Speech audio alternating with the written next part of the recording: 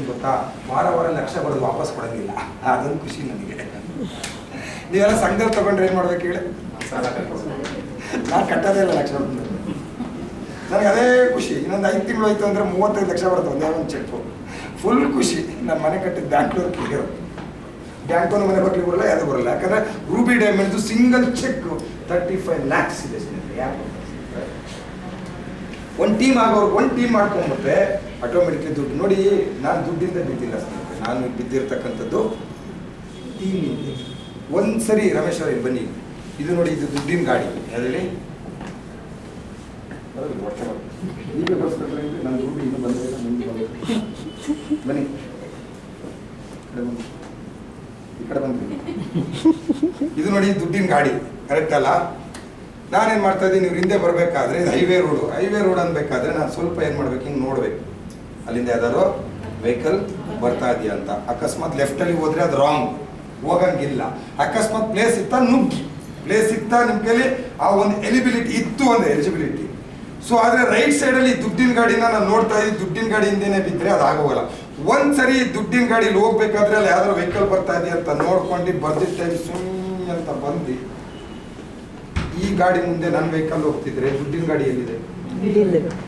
ನಾನಿರೋದು ಹಿಂಗೇನಿಲ್ಲ, ದುಡ್ಡಿನ ಗಾಡಿ ಎಲ್ಲಿದೆ? ಹಿಂದೆ ಇದೆ. ದುಡ್ಡಿನಿಂದ ಬಿದ್ದಿಲ್ಲ, ದುಡ್ಡಿನ ಗಾಡಿ ಯಾರಿದೆ? ನನ್ನಿಂದಿದೆ. ಆದರೆ ನಾನು ಒಂದು ಕೆಲಸ ಮಾಡಿದ್ದೀನಿ ಹೇಳಿ, ಓವರ್ಟೇಕ್ ಮಾಡಿ. ಕರೆಕ್ಟ್ ಹೌದು? ನೀವು ಗಾಡಿ ಏನು ಹೋಗ್ತಾ ಇದೆ ಸೇಫ್ಟಿಯಿಂದ ಓವರ್ಟೇಕ್ ಮಾಡ್ಕೊಂಡ್ರೆ ಜೀವನದಲ್ಲಿ ಮುಂದೆ ಹೋಗ್ತೀರಾ.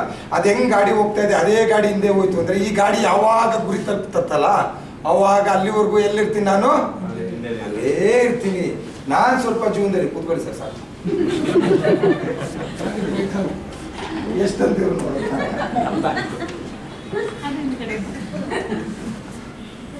ಸೊ ಇವತ್ತು ನಿಮ್ಮ ಗಾಡಿ ಮೂವ್ ಆಗ್ಬೇಕಂದ್ರೆ ಅದು ಬೈಕ್ ಇರ್ಬೋದು, ಸ್ಕೂಟಿ ಇರ್ಬೋದು, ಕಾರ್ ಇರ್ಬೋದು, ಯಾವುದೇ ಇರ್ಬೋದು, ಏನ್ ಮಾಡೋದು?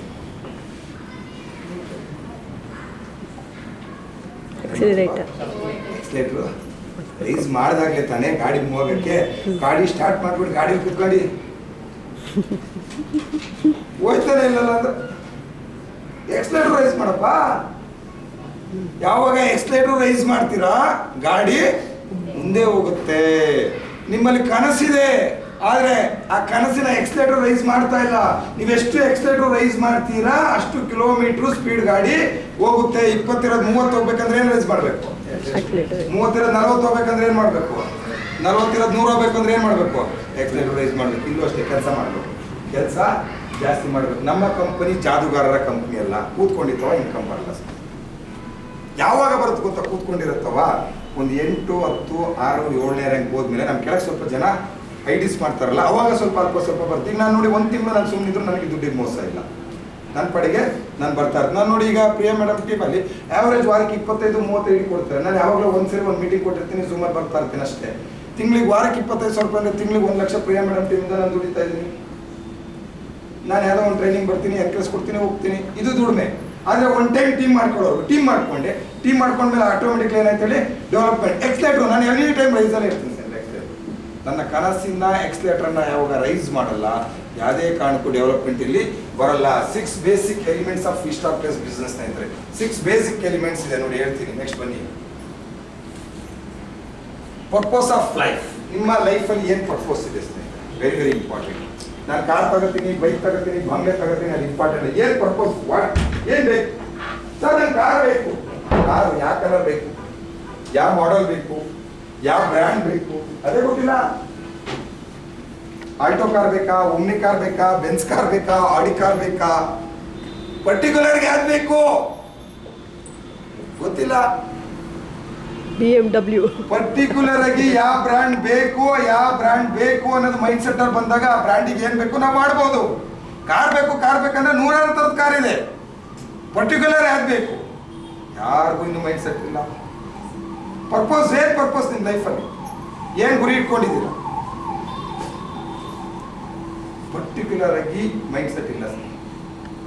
ಯಾವಾಗ ಪರ್ಟಿಕ್ಯುಲರ್ ಆಗಿ ಇದೇ ಬೇಕು ಹಿಂಗೇ ಬೇಕು ಅನ್ನೋದು ಪರ್ಪೋಸ್ ನಿಮಗೆ ಕ್ಲಿಯರ್ ಆಗುತ್ತಲ್ಲ, ಅವಾಗೆಲ್ಲ ಡೆವಲಪ್ಮೆಂಟ್ಸ್ ಆಗುತ್ತೆ. ಒಂದು ಇನ್ನೊಂದು strength, weakness, self awareness very very important. ಗೊತ್ತಾ, ನಿಮ್ಮ ಸ್ಟ್ರೆಂತ್ ಏನು ನಿಮಗೆ ಗೊತ್ತಿರಬೇಕು, ನಿಮ್ಮ ವೀಕ್ನೆಸ್ ಏನು ನಿಮ್ಗೆ ಅದು ಗೊತ್ತಿರಬೇಕು ಸರ್.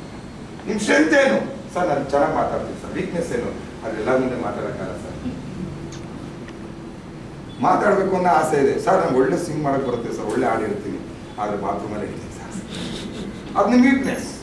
ಒಳ್ಳೆ ಕಂಠ ಇದೆ ಆದರೆ ಭಯ ಇದೆ, ಆದರೆ ಸಿಂಗಿಂಗ್ ಎಲ್ಲಿ ಮಾಡ್ತಾ ಇದ್ದೀರಾ, ಬಾತ್ರೂಮಲ್ಲಿ ಮಾಡ್ತಾ ಇದ್ದೀರಾ. ನಿಮ್ಮ ಸ್ಟ್ರೆಂತು ಮತ್ತು ನಿಮ್ಮ ವೀಕ್ನೆಸ್ ನಿಮಗೆ ಗೊತ್ತಿರಬೇಕು. ಲೈಫಲ್ಲಿ ನಿಮ್ಮ ಪರ್ಪಸ್ ನಿಮಗೆ ಗೊತ್ತಿಲ್ಲ, ನಿಮ್ಮ ಸ್ಟ್ರೆಂತ್ ಏನಂತ ಗೊತ್ತಿಲ್ಲ, ನಿಮ್ಮ ವೀಕ್ನೆಸ್ ಏನಂತ ಗೊತ್ತಿಲ್ಲ ಅಂದರೆ ಡೆವಲಪ್ಮೆಂಟ್ ಮಾಡ್ಲಿಕ್ಕಾಗಲ್ಲ. ಮತ್ತೆ ಸೆಲ್ಫ್ ಅವೇರ್ನೆಸ್, ನಿಮ್ಮನ್ನ ನೀವು ಸೆಲ್ಫ್ ಅವೇರ್ನೆಸ್ ಮಾಡ್ಕೋಬೇಕು ಸ್ನೇಹಿತರೆ, ನಿಮ್ಮನ್ನ ನೀವು ಪ್ರಮೋಷನ್ ಮಾಡ್ಕೋಬೇಕು. ವಿಸ್ಟಾರಿಯನ್ ಯಾವಾಗ ಸ್ಟೇಟಸ್ ಅಲ್ಲಿ ವಿಸ್ಟಾರ್ ಬಗ್ಗೆ ಹಾಕಿ ಸ್ಟಾರ್ಟ್ ಮಾಡ್ತೀರಾ, ಸೆಲ್ಫ್ ಅವೇರ್ನೆಸ್ ಕ್ರಿಯೇಟ್ ಆಗ್ತಾ ಹೋಗುತ್ತೆ. ಕೆಲವರಿಗೆ ಭಯ, ನಾಳೆ ಏನಾದ್ರು ಕಂಪ್ನಿ ಮುಳುಗಿ ಹೋಗ್ಬಿಟ್ರೆ ವಿಸ್ಟಾರ್ ಮಾಡ್ತಾರಲ್ಲಪ್ಪ, ನಾನು ಸುಮ್ಮನೆ ಸೇರಿದ್ದೆ ಅಷ್ಟಪ್ಪ, ನಾನು ಹಂಗೆ ಜಾರ್ಕೊಂಡ್ಬಿಟ್ಟೆ, ಏನೋ ಹಿಂಸೆ ಮಾಡೋಲ್ಲ ಅಂತ 4 ಜನ ಸೇರಿಸ್ತೆ, ನಮ್ದು ಹಂಗಲ್ಲ. ಎದೆ ತಟ್ಟಿ ಹೇಳ್ತೀವಿ, ವಿಸ್ಟಾರ್ ಪ್ಲಸ್ ಲೈಫ್ ಸ್ಟೈಲ್ ಪ್ರೈವೇಟ್ ಲಿಮಿಟೆಡ್ ಏನಿದೆ, ನಮ್ಮ ವೆಲ್ನೆಸ್ ಕಂಪನಿ ಏನಿದೆ, ಬನ್ರಿ ನೋಡ್ರಿ ಅಂತೇಳಿ. ಫೇಸ್ಬುಕ್ ಲೈವ್ ಬರ್ತಾ ಇದ್ದೀನಿ, ಮನೆ ಓಪನಿಂಗ್ ಟೈಮಲ್ಲಿ ಯಾರು ನೆಟ್ವರ್ಕಲ್ಲಿ ದುಡ್ಡು ಮಾಡೋಕ್ಕಾಗಿಲ್ಲ ನನ್ನ ಹತ್ರ ಬನ್ನಿ ದುಡ್ಡು ಮಾಡ್ಕೊಡ್ತೀನಿ, ನಾನು ದುಡ್ಡು ಮಾಡಿದ್ದೀನಿ ಅಂತೇಳಿ ಫೇಸ್ಬುಕ್ ಲೈವ್ ಬರ್ತಾ ಇದ್ದೀನಿ ಸ್ನೇಹಿತರೆ. ಯಾಕಂದರೆ ದುಡ್ದು ಮಾತಾಡ್ತಾ ಇದ್ದೀವಿ, ಕಾಟಾಚಾರಕ್ಕೆ ನಾವು ಮಾತಾಡ್ತಾ ಇದ್ದೀವಿ. ಇದು very very important. Self awareness, ಯಾವಾಗ ಪರ್ಸನಲ್ ಕಾನ್ಫಿಡೆನ್ಸ್ ಸೆಲ್ಫ್ ಅವೇರ್ನೆಸ್ ನಿಮ್ಮ ಕೈಲಿ ಇರುತ್ತೆ, ಏನಾದ್ರು ಡೆವಲಪ್ಮೆಂಟ್ ಆಗುತ್ತೆ. ಸೆಲ್ಫ್ ಅವೇರ್ನೆಸ್ ನಿಮ್ಮ ಆಂಟಿ ಗೊತ್ತಿಲ್ಲ ವಿಸ್ಟಾರ್ ಮಾಡ್ತಾ ಇರೋದು ನೀವು, ನಿಮ್ಮ ಅಂಕಲಿಗೆ ಗೊತ್ತಿಲ್ಲ, ಗಂಡಂಗೆ ಗೊತ್ತಿಲ್ಲ, ಬಿಡಿ ಬೇರೆ ಯಾರಿಗೆ ಬಿಡಿ, ಹೆಂಡತಿಗೆ ಗೊತ್ತಿಲ್ಲ ಎಷ್ಟೋ ಜನದಲ್ಲಿ. ನೀವೇನು ಅವೇರ್ನೆಸ್ ಕ್ರಿಯೇಟ್ ಮಾಡಿದ್ದೀರಾ ಹಾಗಾದ್ರೆ, ಏನು ಅವೇರ್ನೆಸ್ ಕ್ರಿಯೇಟ್ ಮಾಡಿದ್ದೀರಾ? ನಿಮ್ಮ ರಿಲೇಟಿವ್ಸ್ ಅಲ್ಲೇ ಗೊತ್ತಿಲ್ಲ, ನಿಮ್ಮ ರಿಲೇಟಿವ್ಸ್ ಅಲ್ಲಿ ನೀವು ವಿಸ್ಟಾರ್ ಮಾಡ್ತಾ ಇದ್ದೀರಾ ಅಂತ ಗೊತ್ತಾಗ್ಬೇಕಂದ್ರೆ ನಿಮ್ಮ ಇನ್ಸ್ಟಾಗ್ರಾಮ್, ನಿಮ್ಮ ಫೇಸ್ಬುಕ್, ನಿಮ್ಮ ಸ್ಟೇಟಸ್, ನಿಮ್ಮ ವಾಟ್ಸ್ಆಪ್ ಗ್ರೂಪ್ ಅಲ್ಲಿ ಅವೇರ್ನೆಸ್ ಅಲ್ಲಿ ಇರಬೇಕು. ವಿಸ್ಟಾರ್ ವಿಸ್ಟಾರ್ ವಿಸ್ಟಾರ್ ವಿಸ್ಟಾರ್. ಭಕ್ತ ಕುಮಾರ್ ಪಿಕ್ಚರ್ ಗೊತ್ತಾ, ಡಾಕ್ಟರ್ ರಾಜ್ಕುಮಾರ್,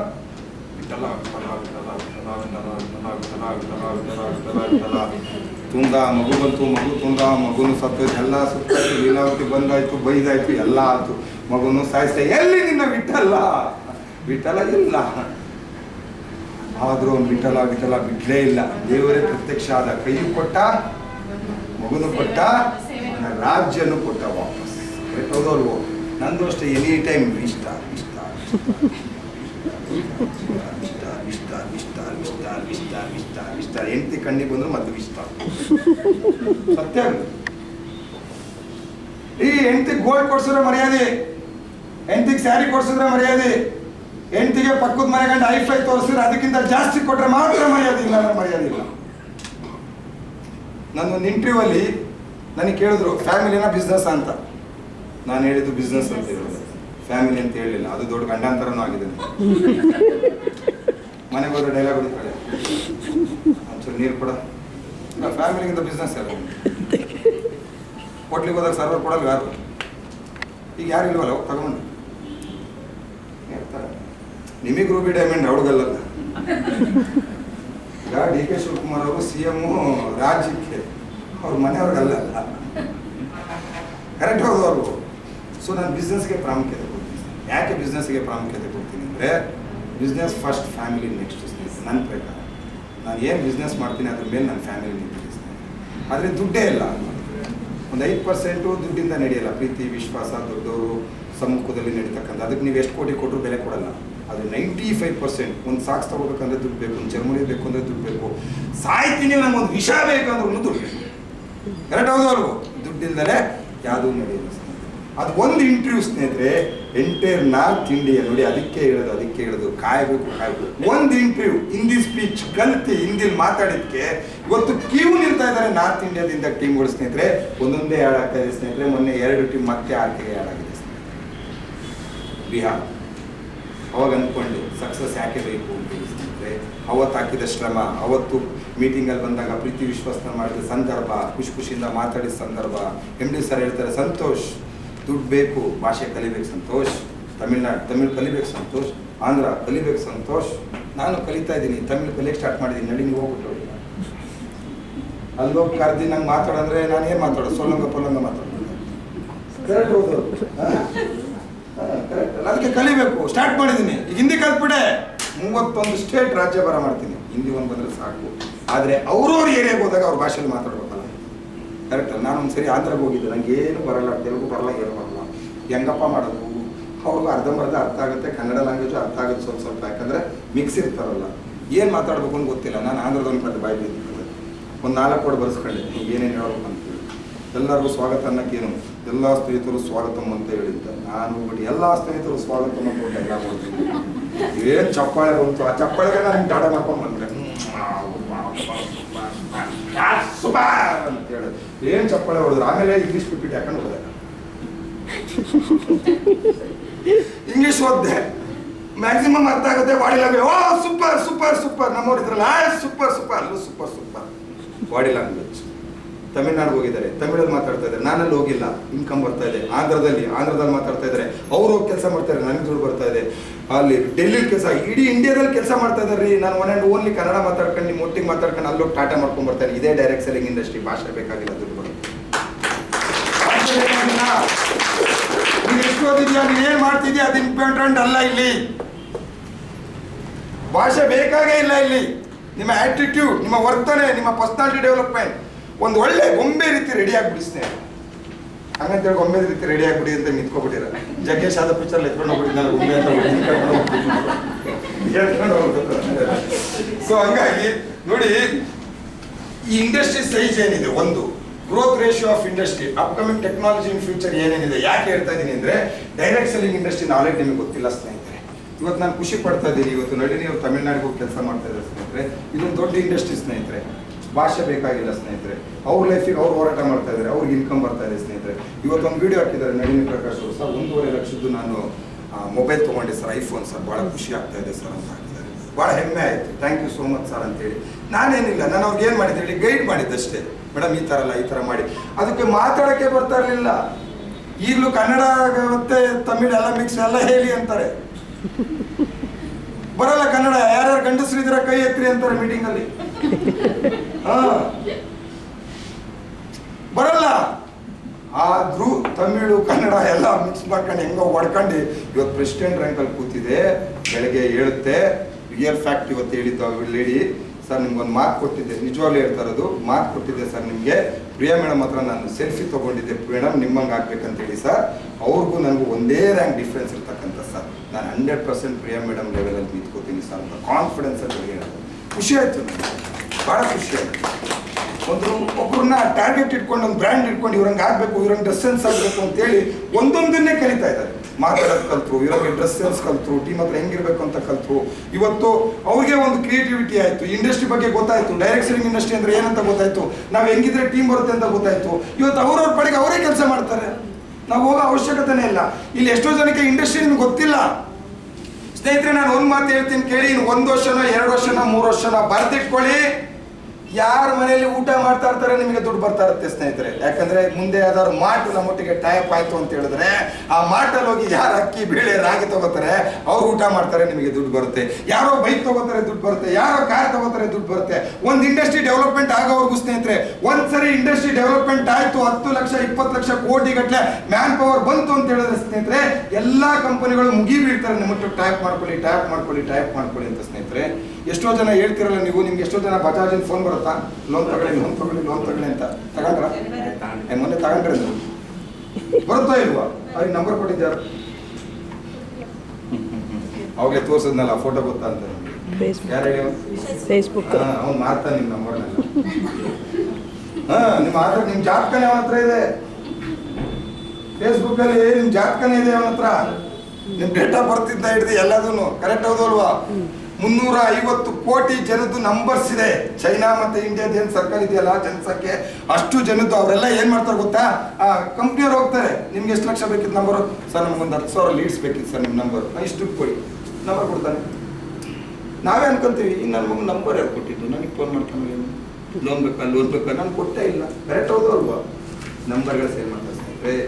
ಹೆಂಗ್ ದುಡ್ಡು ಮಾಡ್ತಾ ಇದ್ದಾರೆ? ಅವ್ರು ಮಾಡಿದ್ದೇನ್ರಿ ಒಂದೇ ಒಂದು ಅಪ್ಲಿಕೇಶನ್, ಕರೆಕ್ಟಾ? ನಮ್ಮ ಫೋಟೋ ಹಾಕೊಂಡು ನಾವು ಹಾಕೊಂಡು ಅವ್ನು ದುಡ್ಡು ಮಾಡ್ತಾರೆ. ಇದು ಬೇಕಾ ನಮಗೆ? ನಾವು ಮಾಡಿರೋ ರೀಲ್ಸು ಯಾರೋ ದುಡ್ಡು ಮಾಡ್ತಾ ಇದ್ದಾರೆ. ಮೊನ್ನೆ ಇನ್ಸ್ಟಾಗ್ರಾಮ್ ಇದೆಯಲ್ಲ, ಇನ್ಸ್ಟಾಗ್ರಾಮ್ ಗೊತ್ತಾ? ವಾಟ್ಸಪ್ ಅವ್ರು ಬೈ ಮಾಡೋದು, ಅದೆಷ್ಟೋ ಕೋಟಿಗೆ, ಎಷ್ಟೋ 1000 ಕೋಟಿಗೆ ಬೈ ಮಾಡೋದು. ಫೇಸ್ಬುಕ್ ವಾಟ್ಸಪ್ ಅವ್ರು ಬೈ ಮಾಡೋದು, ಇನ್ಸ್ಟಾಗ್ರಾಮನ್ನು ಬೈ ಮಾಡೋದು. ಇನ್ಸ್ಟಾಗ್ರಾಮಿಗೆ ದುಡ್ಡು ಮಾಡ್ಕೊಂಡಿದ್ಯಾ ನಮ್ಮ ಪ್ರಿಯಾ ಮೇಡಮ್? ನಿಜ ನಿಜಾನೇ. ಅವ್ರು ಮಾತ್ರ ಅಲ್ಲ, ನಂದು ಹಾಕ್ತೀನಿ, ಕಂಪ್ನಿ ಫೋಟೋಗಳೆಲ್ಲ ಹಾಕ್ತೀನಿ. ಯಾರ್ಯಾರು ಇನ್ಸ್ಟಾಗ್ರಾಮಲ್ಲಿ ರೀಲ್ಸ್ ಎಲ್ಲ ಹಾಕ್ತಿರಲ್ಲ, ನೀವುಗಳು ದುಡ್ಡು ಮಾಡಿಕೊಡ್ರಿ. ನೀವೆಲ್ಲ ಮಾಡಿದೆ ಬದನೆಕಾಯಿ, ನಿಮ್ಗೆ ಯಾವ ದುಡ್ಡು ಇಲ್ಲ. ಅವ್ನು ದುಡ್ಡು ಮಾಡಿದ, ಸಾವಿರಾರು ಕೋಟಿ ದುಡ್ಡು ಮಾಡಿದ ಒಂದು ಅಪ್ಲಿಕೇಶನ್ ಮಾಡಿ ನಿಮ್ಮನ್ನ ನಾನು ತೋರಿಸ್ತಾ, ಅವ್ರನ್ನೆಲ್ಲಿ ತೋರಿಸ್ತಾ. ಫೇಸ್ಬುಕ್ ಹೋಗಿ ಎರಡು ಫ್ರೆಂಡ್ ಹೊಡೆದು ಅವ್ರು ಸೇರೆ ಕೇಳಿದ್ದು, ಇವ್ರು ನೋಡೋದು, ಇವ್ರು ಸೇರೆ ಕೇಳಿದ್ದು ಅವ್ರು ನೋಡೋದು. ನಮ್ಮ ಫೋಟೋ ಅವ್ರು ನೋಡೋದಂತೆ, ಅವ್ರ ಫೋಟೋ ನಾವು ನೋಡೋದಂತೆ, ದುಡ್ಡು ಯಾರೋ ಮಾಡೋದಂತೆ. ಟೆಕ್ನಾಲಜಿ ಎಷ್ಟು ಇಂಪ್ರೂವ್ಮೆಂಟ್ ಇದೆ, ನಮ್ದು ಎಷ್ಟು ಚೆನ್ನಾಗಿದೆ.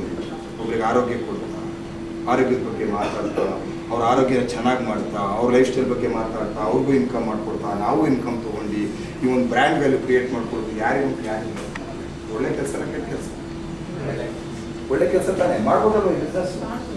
ಸೊ ದಯವಿಟ್ಟು ಇಂಡಸ್ಟ್ರಿನ ಅರ್ಥ ಮಾಡ್ತೀವಿ ಸ್ನೇಹಿತರೆ. ಲ್ಯಾಂಗ್ವೇಜ್ ಇಲ್ಲಿ ಅವಶ್ಯಕತೆ ಇಲ್ಲ ಸ್ನೇಹಿತರೆ, ಲ್ಯಾಂಗ್ವೇಜ್ ಇಲ್ಲಿ ಅವಶ್ಯಕತೆ ಇಲ್ಲ. ಒಬ್ಬ ಅಪ್ಲೈ ನಿಮ್ಮ ಒಟ್ಟಿಗಿದ್ರೆ ನೀವೇನೋ ಸಾಧನೆ ಮಾಡ್ಬಿಡ್ತೀರ. ಸ್ವಲ್ಪ ಅದಕ್ಕೆ ಗಮನ ಕೊಡಿ. ನೋಡಿ, product knowledge, main product and substitute product, futures, benefit, advantages. ಇದರ ಅಡ್ವಾಂಟೇಜಸ್ ಏನಿದೆ, ಈ ಪ್ರಾಡಕ್ಟಿನ ರಿಸಲ್ಟ್ ಏನಿದೆ, ಏನೇನು ಇದರಿಂದ ಫ್ಯೂಚರ್ಸ್ ಇದೆ, ಎಲ್ಲ ಬೆನಿಫಿಟನ್ನು ಫಸ್ಟೇ ನೀವು ತಿಳ್ಕೊಂಡಿರ್ಬೇಕು ಸ್ನೇಹಿತರೆ. ಏನು ಹೇಳಿ, ನೀವು ತಿಳ್ಕೊಂಡಿರಬೇಕು. Very very important. ಈ ನಾಲೆಡ್ಜ್ ಬಗ್ಗೆ ವಿಷಯಗಳನ್ನು ನೀವು ಮುಟ್ಟಿಸ್ಬೇಕು. ಎಷ್ಟು ಡೆಪ್ತ್ ಪ್ರಾಡಕ್ಟ್ ನಾಲೆಡ್ಜ್ ತೊಗೋತೀರ ಸ್ನೇಹಿತರೆ, ಅಷ್ಟು ಕಸ್ಟಮರ್ ನಿಮಗೆ ಅಟ್ರಾಕ್ಟ್ ಆಗ್ತಾರೆ ಸ್ನೇಹಿತರೆ. ನೀವು ಮಾತಾಡೋ ರೀತಿ ಇದೆ. ಆಂಟಿ ನೀನು ತಗೋ ಆಂಟಿ, ನನಗೆ ರಿಸಲ್ಟ್ ಬಂದರೆ ನಿಂಗೆ ಬರೋ ಆ ಕಾನ್ಫಿಡೆನ್ಸ್ ಮಾತಿದೆಯಲ್ಲ, ಆಟೋಮೆಟಿಕ್ಲಿ ಜಾಯ್ನ್ ಆಗಿಬಿಡ್ತಾರೆ. ನೀವು ನಾನು ತಗೋದಿದ್ದೀನಪ್ಪ, ಕೊಡ್ದಿಲ್ಲ, ನೀವು ತಗೊಳ್ಳಿ ಆಂಟಿ ನೋಡೋಣ. ಓ, ನನಗೆ ಚೆಕ್ ಮಾಡಕ್ಕೆ ಬಂದಳು, ಕರೆಕ್ಟ್ ಅಲ್ವಾ, ನಾನೇ ಕುಡಿಬೇಕಂದ್ರೆ ಪರ್ಸನಲ್ ಕಾನ್ಫಿಡೆನ್ಸ್ ಕೊಡ್ಬೇಕು ಸರ್. ಇವತ್ತು ನೇತ್ರಂಗ್ ಇರ್ಬೋದು, ನಾಗರತ್ನ ಇರ್ಬೋದು, ಮೇಡಮ್ ನಿಮ್ಮ ಕೈಲಿ ಆಗುತ್ತೆ ಮೇಡಮ್, ನಾನು ಸಪೋರ್ಟ್ ಇದೆ ಮೇಡಮ್, 100% ನಿಮ್ಮ ಕೈಲಿ ಆಗುತ್ತೆ ಮೇಡಮ್, ನುಗ್ಗಿ ಮೇಡಮ್, ಯಾಕೆ ಆಗಲ್ಲ ಅಂತೇಳಿ ನಾನು ಮೇಡಮ್ಗೆ ಹೇಳಿದೆ. ಮೇಡಮು ನಂಗೆ ಹೇಳೋದು, ಈ ಕಾರ್ಯಕ್ರಮ ಆರ್ಗನೈಸ್ ಮಾಡ್ಬೇಕಾದ್ರೆ ಮೇಡಮ್ ಯಾರು ಮೀಟಿಂಗ್ ಮಾಡ್ತಿದ್ರಲ್ಲ ಅಲ್ಲಿ, ಈಗ ಅದು BOP ಮಾಡ್ತಾರೆ, ಅದಕ್ಕಿಂತ ಇನ್ನೊಂದು ಇಳ್ಕಲ್ಲಲ್ಲಿ ಅಲ್ಲಿ ಕೂರ್ಸೋದಾಗುತ್ತಾ ಅಂದರು. ಯಾಕೆ ಮೇಡಮ್ ದುಡ್ಡಿಲ್ವಾ ಅಲ್ಲಿ? ಹಂಗಲ್ಲ ಸರ್, ನನ್ನ ಹತ್ರ ದುಡ್ಡಿದ್ದಲ್ಲ ಸರ್, ಅದನ್ನು ಗೋವರ್ಧನ್ ಮಾಡಲ್ಲ ಅಂದರು. ಅಲ್ಲೂ ದುಡ್ಡಿಲ್ವಾ ಮೇಡಮ್ ಅಂತೆ. ಮತ್ತೆ ಯಾಕೆ ಮಾಡ್ಬೇಕು ಸರ್? ಒಂದು ಒಳ್ಳೆ ಹೋಟೆಲ್ ಕಾಮಾಗಿ ಕೂತ್ಕೊಳ್ಳೋಣ, ಯಾವುದೋ ಇರಿಟೇಡ್ ಹೋಟೆಲಲ್ಲಿ ಕೂತ್ಕೊಂಡು ಎಲ್ಲಿ ನೋಡಿದ್ರು ಏನೇನೋ ಕಾಣೋದು ಬೇಡ, ಹಿಂಗೆ ಕರ್ಕೊಂಡು ಹಿಂಗೆ ಮಾಡ್ಕೊಂಡು ನೋಡ್ಬೇಡ, ಒಂದು ಅಫಿಷಿಯಲ್ ಆಗಿರೋಣ ಅಂತೆ.